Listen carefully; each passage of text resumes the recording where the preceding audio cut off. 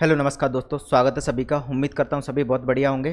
तो आज रीजनिंग का अपना मॉक टेस्ट 5 है, ठीक है। तो जो भी बच्चे एमपीएसआई मेंस देने जा रहे हैं उन सभी के लिए हमने ये सीरीज स्टार्ट की है, जिसके अंदर 25 मोस्ट एक्सपेक्टेड क्वेश्चंस की प्रैक्टिस हम करते हैं, ठीक है। तो चलिए स्टार्ट करते हैं आज की क्लास को अपन। फर्स्ट क्वेश्चन आपकी स्क्रीन पर ए रहा, तो सभी बच्चे पहले खुद से अटैम्प्ट करें, उसके बाद सॉल्यूशन देखें, क्योंकि खुद से अटैम्प्ट हमेशा अपने दिमाग को यूज करें। रीजनिंग क्या होती है?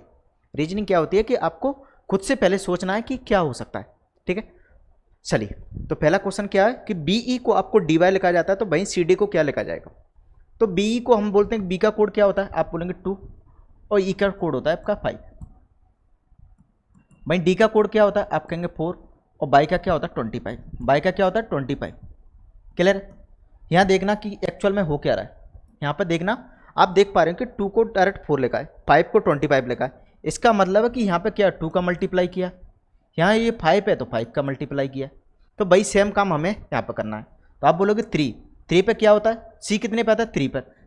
3 में जब 3 का मल्टीप्लाई करेंगे तो क्या आएगा? आप कहेंगे 9 पर क्या आता है? आई। मैंने बोला ठीक है। डी कितने पर आता है? आप कहेंगे 4 पर। कितने का मल्टीप्लाई करेंगे? 4 का मल्टीप्लाई करेंगे तो क्या हो जाएगा? 16 पे क्या आता है? पी। तो आई पी इसका बिल्कुल सही आंसर हो जाएगा। क्लियर है सभी को बात समझ में? तो आई पी आपका यहाँ पर राइट आंसर हो जाएगा। नेक्स्ट देखिएगा, आपका यूपीएसआई का एक क्वेश्चन है। 24 को 18 लगाया जाता है, तो 72 को क्या लिखा जाएगा? 72 की कोडिंग क्या होगी? तो 24 से 18 कैसे बना? तो हम क्या करते हैं, सबसे पहले डिफरेंस चेक करते हैं। डिफरेंस क्या है? आप बोलोगे यहाँ पर डिफरेंस है आपका 6 का। मैंने बोला ठीक है। यहाँ 72 में का 6 में डिफरेंस लेंगे तो क्या आएगा? आप कहेंगे 66 आएगा, 66 आएगा।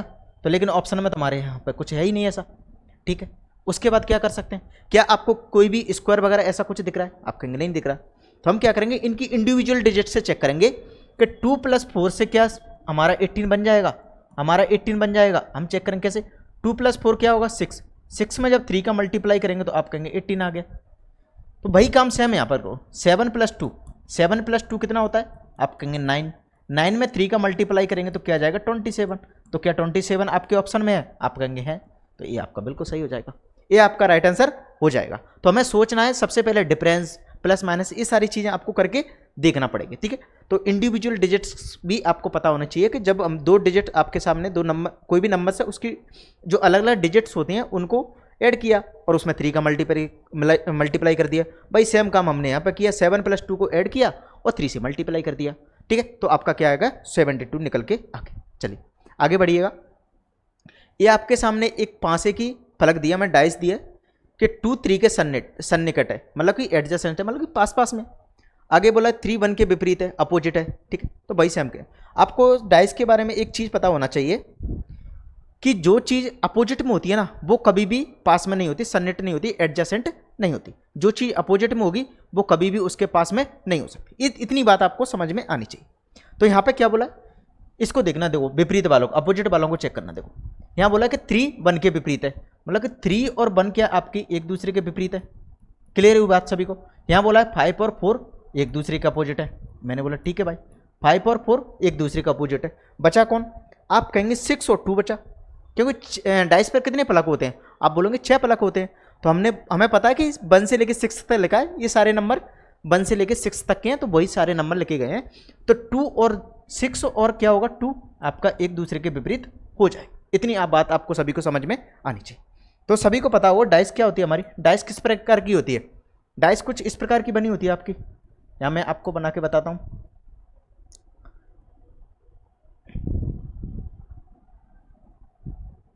डाइस आपकी कुछ इस तरह की होती है, ठीक है।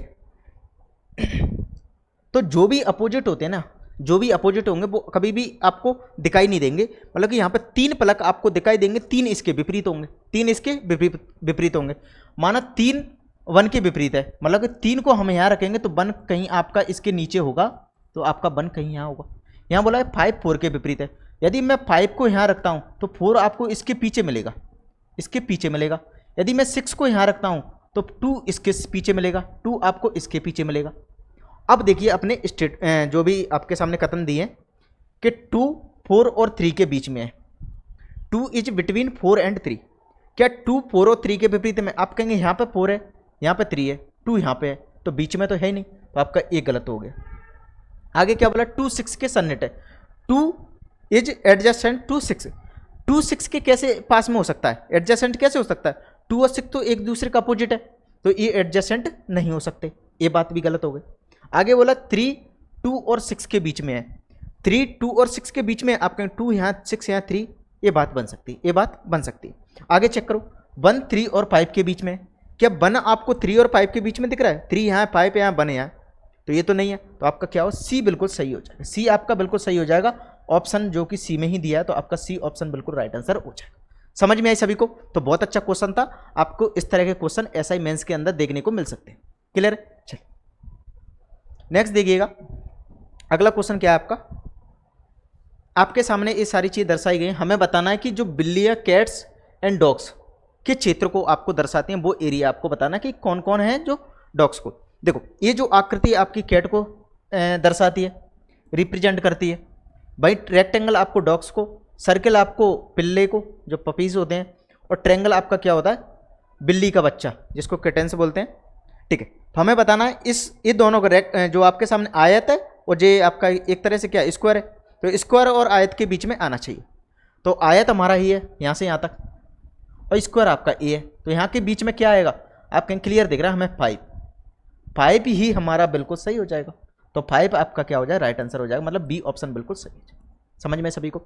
चलिए आगे देखिएगा, नेक्स्ट देखिएगा, हमें बताना ऑड वन आउट फाइंड करना है। तो बहुत अच्छा सीजीएल में अभी क्वेश्चन पूछा गया 2025 में, रिसेंट में, बहुत अच्छा क्वेश्चन था, इसमें अच्छा कंसेप्ट है। देखो 289 को देख के आप क्या बोल सकते हो, 289 को देख के बोल सकते हो आपकी 17 का स्क्वायर है, 17 का स्क्वायर, मैंने बोला ठीक है।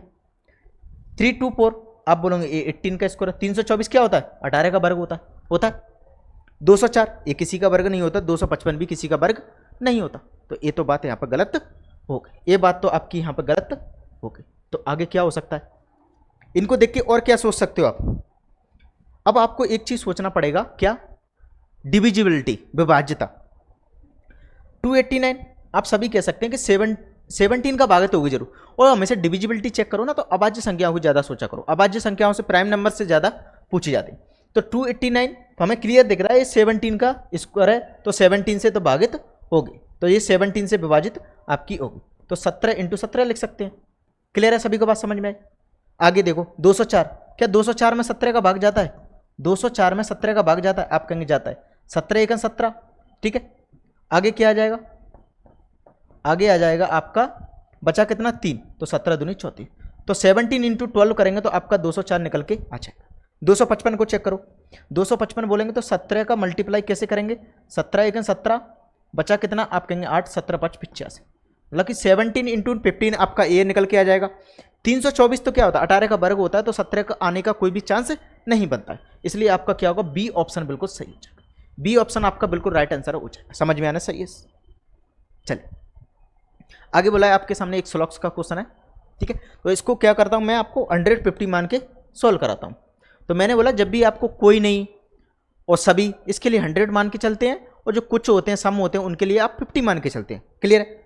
और हम एक स्टेटमेंट से दूसरे स्टेटमेंट पर तब शिफ्ट कर सकते हैं, तब अपन स्विच कर सकते हैं, कब, जब कहीं किसी एक स्टेट में 100 हो और किसी में 50 हो या फिर 100 हो, तो हम स्विच कर सकते हैं। और दोनों चीज़ क्या होनी चाहिए, सेम होनी चाहिए। यदि यहाँ पर कैट्स हैं तो यहाँ भी कैट्स होनी चाहिए, यहाँ भी कैट्स होनी चाहिए। क्लियर है?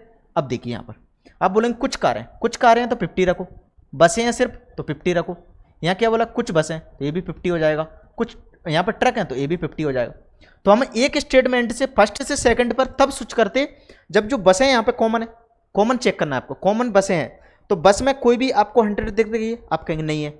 सभी, यदि यहाँ पर सभी बसें होती हैं तो हम एक स्टेटमेंट से दूसरे स्टेटमेंट पर स्विच हो जाते हैं, मतलब कि यहाँ की चीज़ें यहाँ पर मान सकते थे। ठीक है, तो पहले आपका जो कंक्लूजन है वो क्या बोला, कुछ कारें बसें हैं, कुछ कारें 50, ठीक है, ट्रक 50, ये भी ठीक है। लेकिन ये स्टेटमेंट फर्स्ट में, ये स्टेटमेंट सेकंड में, तो हम एक स्टेटमेंट से दूसरे स्टेटमेंट पर यहाँ पर नहीं जा सकते, इसलिए गलत हो गया। सभी बसें, सभी के लिए क्या होता है 100, भाई यहाँ तो 50 है, ये 50 100 कहाँ से आ गई, तो सभी बसें भी आपकी नहीं हो सकती, तो ये भी आपका गलत हो जाएगा। मान के चलो आपका राइट आंसर आ जाएगा neither conclusion first nor second follows. तो कोई भी निष्कर्ष यहाँ पर अनुसरण नहीं करता है। ठीक है, अब कोई भी बच्चा चाहेगा नहीं हमें तो ऐसे नहीं जानना, हमें तो आप क्या करो वेन डायग्राम से समझाओ। मैंने बोला ठीक है भाई, वेन डायग्राम से बता देता हूँ। तो कुछ बसें कारें हैं, तो कुछ बसें हमने ली, उसके बाद क्या करते हैं, कुछ कारें ले लेते हैं। तो यहाँ पे क्या हुआ, ये आपका क्या है, बसों का है, ये आपका कार का। आगे बोला कुछ बसें ट्रक हैं, कुछ बसें यहाँ पर क्या है, ट्रक हैं, कुछ बसें आपकी क्या है, ट्रक हैं। तो इसको चीज़ को अपन यहाँ से लिख सकते हो, कुछ बसें आपकी क्या हो जाएंगी, यहाँ पर ट्रक हो जाएंगे। समझ में सभी को बात। तो ये बसें हैं आपकी, ये ट्रक हैं आपके, ये आपकी कार है। तो कुछ बोला कुछ कारें ट्रक हैं, क्या कुछ कारें ट्रक आपको दिख रही हैं, आप कहेंगे नहीं दिख रही, तो ये तो गलत हो गया। क्या सभी बसें आपकी ट्रक हैं, नहीं, कुछ बसें ट्रक हैं। यहाँ क्लियर बोला है कुछ बसें ट्रक हैं, सभी तो नहीं बोल सकते, इसलिए ये भी गलत हो जाएगा। तो किसी भी प्रकार कर लीजिए, आंसर पे कोई भी अंतर आने वाला नहीं। समझ में सभी को बात। चलिए नेक्स्ट देखिएगा, 4 को 32, 6 को 72 और 8 को क्या होगा। तो 4 से 32 कैसे बना, आप बोलोगे 4 में ऐसा करो 8 का मल्टीप्लाई कर दो, आपका 32 आ जाएगा। मैंने बोला ठीक है। 6 में 8 का मल्टीप्लाई करेंगे तो क्या आपका 72 आएगा, आप कहेंगे नहीं आएगा। तो क्या कर सकते हैं, तो ऐसा करो, यदि हमने यहाँ पर डबल किया है, मतलब 4 का डबल किया 8, तो 6 का डबल करो 12, तो ये निकल के आ जाएगा 72। आगे भाई करो, 8 का डबल क्या होता है 16, 8 का डबल क्या होता है 16, तो 16 का करेंगे तो ये आ जाएगा आपका 128। तो क्या आपका ऑप्शन में 128 है। तो एक तो ये तरीका हुआ, ऐसे भी कर सकते हो। दूसरा तरीका आपका ये हो सकता है, कोई बच्चा दूसरे तरीके से सोच सकता है। क्या सोचेगा कि ऐसा करो 4 का स्क्वायर करो, 4 का स्क्वायर करो, इसमें 2 का मल्टीप्लाई कर दो तो 32 आ जाएगा। मैंने बोला ठीक है। यहाँ क्या करो, 6 का स्क्वायर करो, 2 का मल्टीप्लाई कर दो तो आपका 72 निकल के आ जाएगा। 8 का स्क्वायर करो और 2 का मल्टीप्लाई करो तो भी आपका 128 निकल के आ जाएगा। तो सभी की सोच अलग अलग हो सकती है, तो आपका डी ऑप्शन बिल्कुल सही हो जाएगा। तो एमपी पुलिस का जो एग्जाम अभी हुआ था उसमें मैंने सारे क्वेश्चन का एनालाइज किया, तो ज़्यादा टफ हमें क्वेश्चन देखने को नहीं मिले, बहुत कम टफ हमें, मतलब कि इजी क्वेश्चन थे सारे के सारे, इजी टू मॉडरेट बोल सकते हो। और एक चीज़ थी, लेकिन उसमें पैटर्न बहुत तरीके से अलग अलग तरह के क्वेश्चन पूछे गए थे। तो एमपी के एग्जाम की खासियत बात ये होती है कि आपको क्वेश्चन देखने में भारी भरकम दिखते हैं, लेकिन उनका सॉल्यूशन बहुत तुच्छ सा होता है। चल आगे देखिएगा, पवन पश्चिम की ओर 30 मीटर चलता है। अब ये देख जाए, आपको 30 मीटर तो तब चलाएंगे, बाद में चलाएंगे। देखो मेरा तरीका जान समझो, इसमें बोला कि उसका मुख किस दिशा में, हमें ये बताना लास्ट में। तो सबसे पहले एक काम चेक करो को फर्स्ट में कहाँ है, तो आप बोलेंगे सबसे पहले पवन पश्चिम की ओर चला, उसका जो मुख था वो क्या था बच्चों, वेस्ट की साइड था, वेस्ट की साइड था। ठीक है। अब क्या बोला, पहले वो लेफ्ट मुड़ा, पहले वो क्या हुआ, लेफ्ट चला। मैंने बोला ठीक है। जब वेस्ट में था उसके बाद क्या हुआ, लेफ्ट मुड़ा, उसके बाद क्या हुआ, फिर से लेफ्ट मुड़ा, फिर उसके बाद क्या हो, फिर से राइट मुड़ा। जब भी कोई व्यक्ति मान के चलो मैं वेस्ट में हूँ, एक बार यदि मैं लेफ्ट और राइट में मुड़ जाता हूँ तो मैं फिर से वेस्ट में ही आ जाऊँगा, फिर से मैं क्या होऊंगा, वेस्ट में ही आ जाऊँगा। तो ये दोनों आपके कैंसिल आउट हो जाएंगे। तो जो स्टार्टिंग में जहाँ था वेस्ट की साइड था, वहाँ से आपको सिर्फ और सिर्फ एक बार लेफ्ट टर्न लेना। लेफ्ट टर्न लेंगे तो आपका जो पेस आएगा वो आ जाएगा साउथ की साइड। क्या आ जाएगा, साउथ की साइड। ठीक है। तो आप चेक कर सकते हो, जब भी आप किसी भी साइड को आपका फेस हो, यदि आपने एक बार लेफ्ट और राइट टर्न ले लिया तो आप सेम उसी डायरेक्शन में आ जाओगे। तो आपका साउथ बिल्कुल सही आंसर हो जाए, दक्षिण दिशा में उसका मुख होगा। नेक्स्ट देखिएगा, एक्स बाय एस के बच्चे हैं। एक्स बाय क्या है, एक्स के बच्चे हैं। तो एक्स आपका ये हो रहा, एस आपका ए रहा, इसके दो बच्चे हैं एक्स और बाय, एक्स और बाय इसके दो बच्चे हैं। ठीक है। चलो आगे क्या बोला, एस एक्स के पिता हैं। यदि पिता हैं तो इसको प्लस से डिनोट करेंगे, और यदि माता जी होती तो माइनस से डिनोट करते। आगे बोला किंतु बाय उनका पुत्र नहीं है। पुत्र नहीं है तो जरूर पुत्री होगी, पुत्री होगी, यही बात सही है। बाय एस से किस प्रकार संबंधित है, तो क्या होगी, पुत्री होगी। और क्या, तो बी ऑप्शन आपका बिल्कुल सही हो जाएगा। नेक्स्ट देखिएगा, विश्व पर्यावरण दिवस आपका 5 जून को मनाया जाता है, 5 जून को मनाया जाता है। तो आपको बताना वर्ल्ड हेल्थ डे, विश्व स्वास्थ्य दिवस कौन से दिन मनाया जाता है। तो इसका राइट आंसर हो जाएगा सी, 7 अप्रैल को आपका क्या होता है, वर्ल्ड हेल्थ डे मनाया जाता है। तो ये आपका क्या, जीएस पे आधारित क्वेश्चन है। चलिए अब आगे एक क्वेश्चन है आपके सामने, 4 और 5 बजे की सुई, 5 बजे के बीच किस समय घड़ी की सुइयां एक दूसरे के विपरीत होंगे, अपोजिट होंगे। तो आपको सभी को पता होना चाहिए कि हमारी घड़ी के अंदर 4 स्टैंडर्ड टाइम होते हैं, 4 स्टैंडर्ड टाइम होते हैं, उनके बारे में आपको पता होना चाहिए। वो 4 कौन कौन से होते हैं वो मैं आपको एक बार यहां पर बता देता हूं।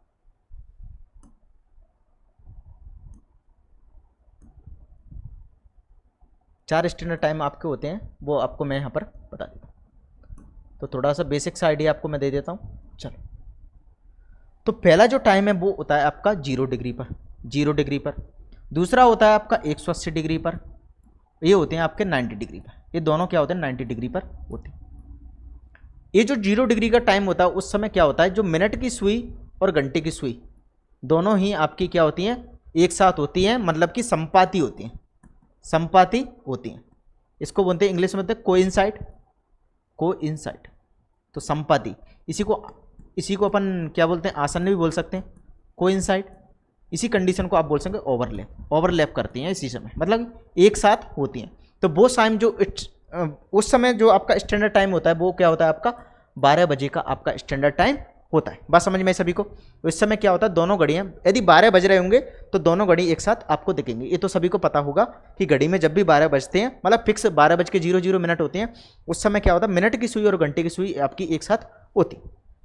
अपोजिट के लिए आपका होता है 6 बजे का टाइम। 6 बजे के टाइम पे जो घंटे वाली सुई होती है आपकी वो होती है आपकी 6 पर, और जो मिनट वाली सुई होती है वो होती है आपकी बच्चों 12 पर, वो होती है आपकी 12 पर। तो यहाँ पर जो एंगल बनेगा आपका क्या बनेगा 180 डिग्री का, क्लियर दिख रहा है। यहाँ पे क्या होगा 0 डिग्री का, कोई भी एंगल नहीं बनेगा, क्यों घड़ी की सुई दोनों एक साथ है। एंगल बनने का क्या होता है, यदि एक घड़ी यहाँ पे एक है तो ये जो बीच में बनता है वो आपका एंगल होता है। तो यहाँ पे जो एंगल बनेगा, हमने देखा मिनट वाले ऊपर घंटे वाले नीचे, तो यहाँ पे 180 डिग्री का। और जो आपके सामने जो ये होती हैं इसको बोलते हैं समकोण, और इसको बोलते हैं आप विपरीत। विपरीत बोले तो अपोजिट, अपोजिट, ठीक है। ये जो समय होता है एक तो होता है आपका 3 बजे का, एक होता है आपका 9 बजे का, एक होता है आपका 9 बजे का।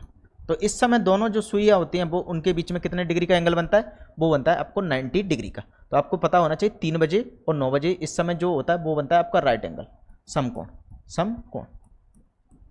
क्लियर सभी को बात समझ में आई, इतनी बात सभी को समझ में आई।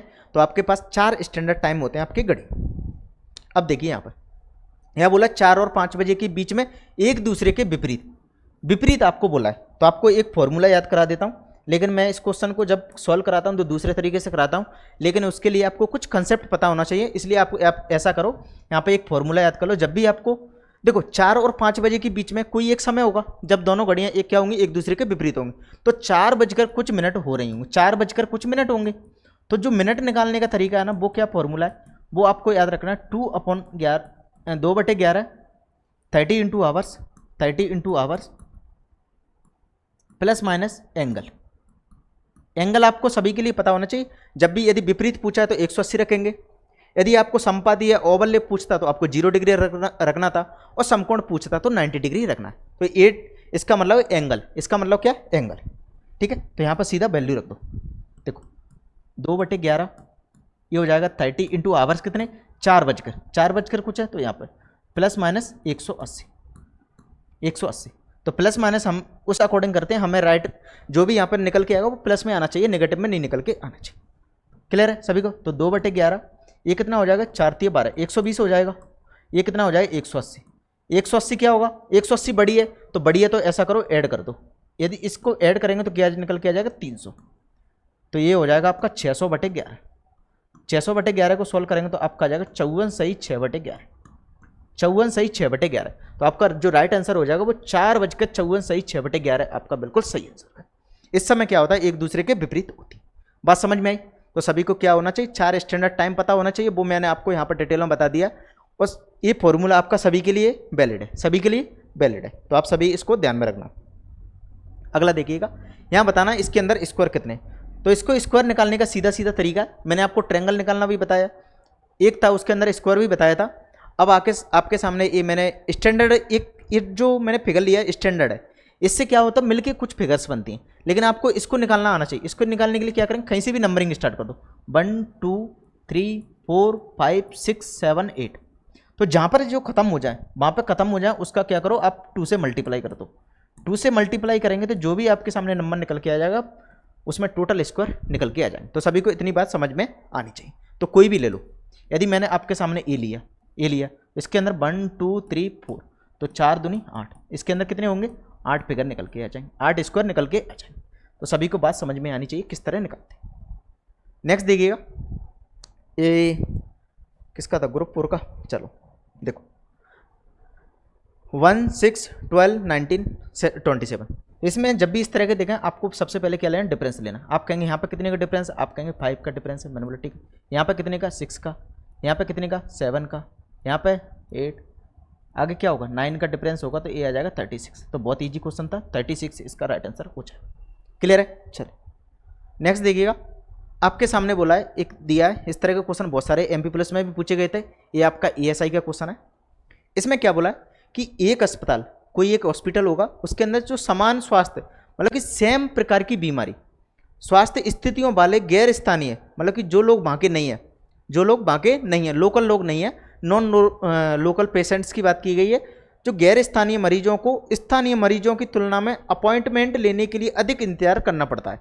मतलब कि जो वहाँ की लोकल जनता है, यदि मान के चलो कोई एक व्यक्ति है जिसको समान बीमारी है, एक लोकल है एक नॉन लोकल है, मतलब कि एक वहाँ का स्थानीय है और एक आपका वहाँ का स्थानीय नहीं है।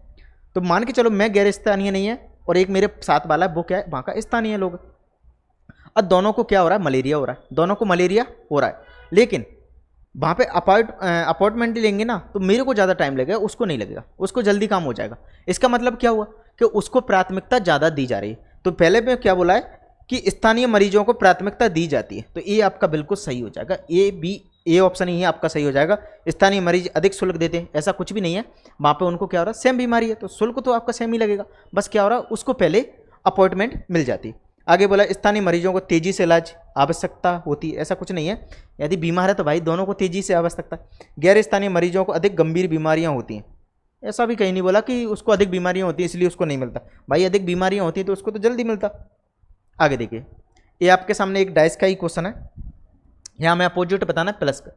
तो जब भी आपको इस तरह दिखे तो आपको एक छोड़ के देखना है कि जो भी आपके सामने, जैसे ए इसके अपोजिट होगा, मतलब कि जो माइनस है, माइनस आपका किसके अपोजिट होगा, ये होगा स्लैश के, तो ए इसके अपोजिट होगा, ये वाली चीज़ इसके अपोजिट होगी, और जो बच जाती है ना वो दोनों एक दूसरे के अपोजिट होती है। क्लियर है।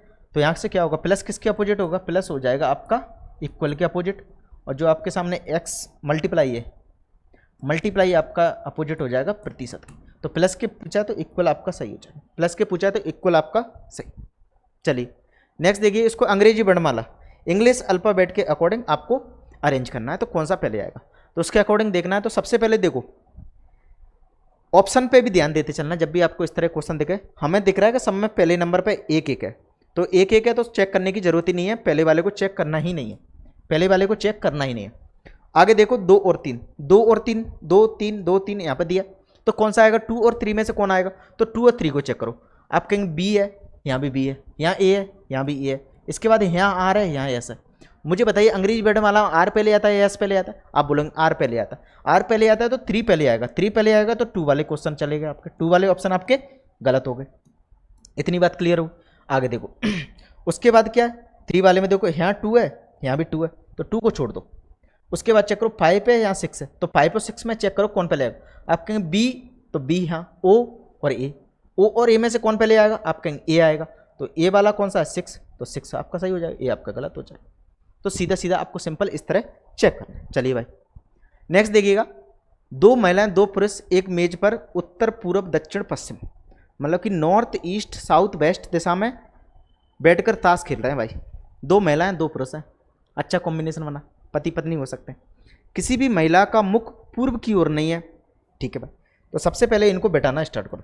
देखो इसमें बोला है कि उत्तर की साइड है, वेस्ट की साइड है, साउथ की साइड है और ईस्ट की साइड है, कुछ इस तरह ही होगा। इसमें क्या बोला है, देखो हम क्या करेंगे, जो मेल होंगे उनको प्लस लिखेंगे और फीमेल होंगे उनको माइनस लिखेंगे, ठीक है। अब देखो किसी भी महिला का मुख पूर्व की ओर नहीं है, पूर्व की ओर तो इसी का मुख है, मतलब कि ये 100% कोई पुरुष है, ये 100% क्या कोई एक मेल है। और आगे बोला एक दूसरे के विपरीत बैठे व्यक्तियों का लिंग समान नहीं है, मतलब कि उनका जेंडर सेम नहीं है। यदि ये प्लस है मतलब कि यहाँ यदि पुरुष है तो यहाँ पे पुरुष नहीं हो सकता, आमने सामने तो यही होंगे विपरीत में, तो यहाँ पे कोई 100% कोई एक फीमेल बैठी होगी। आगे बोला एक आदमी दक्षिण की ओर है, यदि इसका फेस दक्षिण की साइड है तो ये आदमी है, तो ये आपकी क्या होगा 100% फीमेल होगी। तो आगे बोला कि महिलाएं किस दिशा में, आपको देखना ए आपकी वेस्ट की साइड है, ए आपकी नॉर्थ की साइड है, तो नॉर्थ वेस्ट आपका राइट आंसर हो जाएगा। तो डी ऑप्शन इस क्वेश्चन का बिल्कुल सही हो जाए। क्लियर है। चलिए नेक्स्ट देखिएगा, ये आपके सामने कुछ लेटर्स दिए, उनको हमें एक अरेंजमेंट करना है और एक आपको मीनिंगफुल वर्ड यहाँ पर निकालना है, मीनिंगफुल वर्ड आपको चेक करना पड़ेगा। तो इस तरह के क्वेश्चन को चेक करने का तरीका बढ़िया है। सबसे पहले तो आप ऑप्शन में ध्यान देना कि कौन कौन से आपके मीनिंगफुल आपको नहीं दिख रहे, क्या कोई इस तरह का अंग्रेजी वर्णमाला में वर्ड होता है? आपके नहीं होता। इस तरह का भी कोई नहीं होता, ये भी कोई नहीं होता। जस्टिस आपको क्लियर दिख रहा है तो ये ऑप्शन आपका बिल्कुल सही हो जाएगा। यहाँ पर आपको टाइम वेस्ट करने की ही जरूरत नहीं है, टाइम वेस्ट करने की कोई भी जरूरत नहीं। आगे देखिएगा, रांची में कार्यक्रम 10 दिसंबर को है और पटना में 16 दिसंबर को है, और जो धनबाद है वहां पर कार्यक्रम है आपका सेमिनार है सम संख्या वाली तारीख को, सम संख्या वाली तारीख को है। तो सही तारीख आपको सुननी है। क्या 11 समय? आप कहेंगे नहीं है। 13 समय? नहीं है। 12 समय? आप कहेंगे है। 15 समय? नहीं। तो देखो इस तरह के क्वेश्चन पूछे गए एग्जाम में। अब मुझे बताइए इसका क्या लेवल है? मैं जानबूझ के इस क्वेश्चन को लेके आया आपको बताने के लिए। मुझे बताइए इसका क्या लेवल है? कुछ लेवल है? आप कहेंगे बिल्कुल नहीं है, इसका कोई भी लेवल नहीं है भाई। तो सिंपल बिल्कुल लल्लू टाइप के क्वेश्चन पूछे गए थे कुछ। देखिए कि सीजीएल में पूछा गया क्वेश्चन अच्छा क्वेश्चन है। यहाँ बोला है कि एक नए कानून के अनुसार सार्वजनिक स्थानों पर धूम्रपान निषेध है, कि आपको जो भी पब्लिक प्लेसेस हैं वहां पर धूम्रपान नहीं करना है, स्मोकिंग नहीं करनी। ये चीज हमारे सामने स्टेटमेंट में दी है, स्टेटमेंट में दी है। आपके सामने क्या है? यहाँ बोला है निष्कर्ष, जो कंक्लूजन आपके सामने दिए हैं कि निजी स्थानों पर धूम्रपान कर सकते हैं, मतलब कि प्राइवेट प्लेसेसों पर धूम्रपान कर सकते हैं। ठीक है, तो यहाँ पर प्राइवेट प्लेसेस के बारे में कुछ भी नहीं बोला गया है। आगे बोला है कि धूम्रपान जन स्वास्थ्य के लिए हानिकारक है। ये चीज भी नहीं बोली गई कि आपकी क्या होती है, जन स्वास्थ्य के लिए हानिकारक। सिर्फ और सिर्फ यहाँ पे बोला है कि जो पब्लिक प्लेसेस पे है वहां पे क्या निषेध है, तो प्राइवेट प्लेसेस पर कर सकते हैं।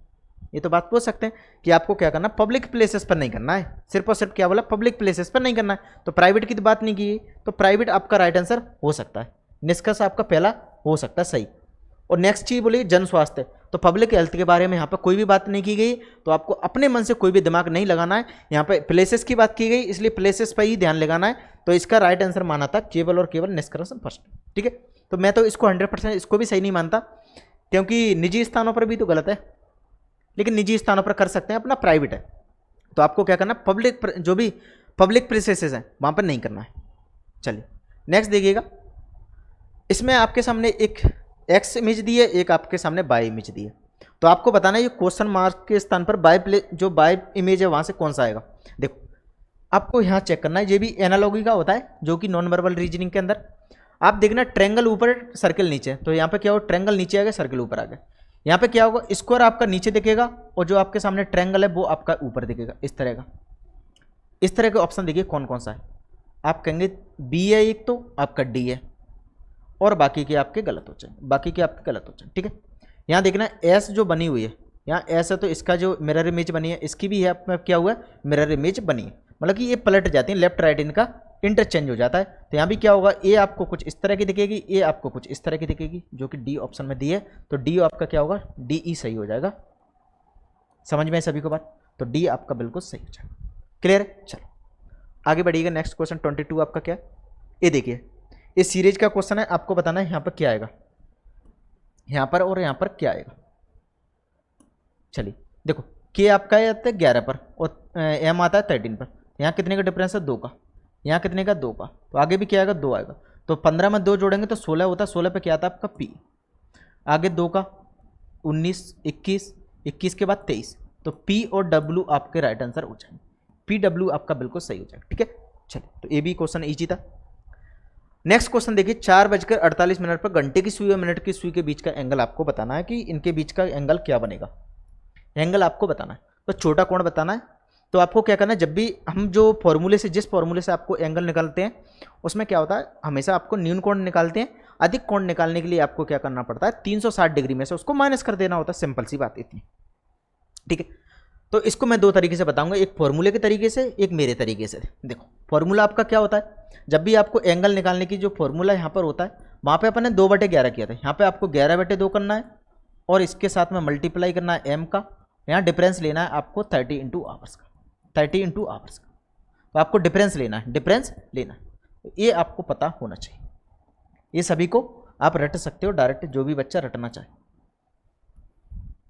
क्लियर है, चलिए तो यहाँ पर रखेंगे तो क्या आ जाएगा, ये निकल के आएगा आपका 11/2 48, और ये हो जाएगा आपका 30 × आवर्स कितने, 4। ये निकल के आ जाएगा 24। यहाँ मल्टीप्लाई करेंगे तो क्या आ जाएगा 264। यहाँ क्या निकल के आ जाएगा 120। यहाँ डिफरेंस लेंगे तो कितना निकल के आएगा आपका 144। 144 डिग्री आपका राइट आंसर हो जाएगा। और दूसरा जो मेरा तरीका वो क्या है, 4:48।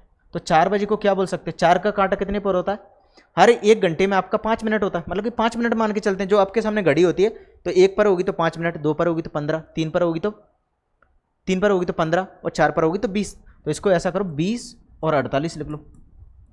इनके बीच में डिफरेंस देखो, आप कहेंगे कितने का है, आप कहेंगे 28 का। हम जब सभी जानते हैं कि 1 मिनट में जो घंटे की सुई होती है वो 6 डिग्री का एंगल बनाती है। 1 मिनट में 6 डिग्री का एंगल बनाती है, क्योंकि 12 घंटे में कितना बनाती है, पूरे 12 घंटे में 360 डिग्री बनाती है। और 1 घंटे में कितना बनाएगी, आप कहेंगे कितना हो जाएगा, 12 3 36 30 डिग्री का, 30 डिग्री का। और 30 डिग्री सॉरी मिनट वाली सुई होती है वो आपकी क्या करती है, 1 मिनट में 6 डिग्री का एंगल बनाती है। 1 मिनट में 6 डिग्री का एंगल बनाती है, क्योंकि 60 मिनट में क्या करती है वो 360 डिग्री पूरा घूम जाती है। तो 1 मिनट में कितने घूम जाती है, 6 डिग्री घूम जाती है। तो यहाँ पे क्या करना है आपको, 6 से मल्टीप्लाई करना है, ये निकल के आएगा आपका 8 × 48 की 8, मसला 4, 6 दूनी 12 और 4 16, 168। इसमें से आपको माइनस करना है इसका आधा, इसका आधा कितना हो जाए 24। 24 यहाँ से माइनस करेंगे तो भी आपका क्या आंसर आया है 144। लेकिन आपको अभी ये थोड़ा अजीब से लगा होगा, लेकिन क्या होता बच्चों, यहाँ पे 48 ना होकर मान के चलो 41 होता तो यहाँ पे काटने में बहुत दिक्कत होती, इससे आपका इजी कैलकुलेशन होता है और जल्दी आप सोल्व कर सकते हो। चलिए नेक्स्ट देखिएगा, ये आपको बताना है यहाँ पर, ये बहुत अच्छा क्वेश्चन था, यूपीपीसीएस के अंदर पूछा गया था, ठीक है। तो बहुत अच्छा क्वेश्चन है, इस तरह के मिसिंग नंबर के क्वेश्चन। देखो यहाँ पर क्या कंसेप्ट लग रहा है वो मैं आपको सीधा सीधा बता देता हूँ।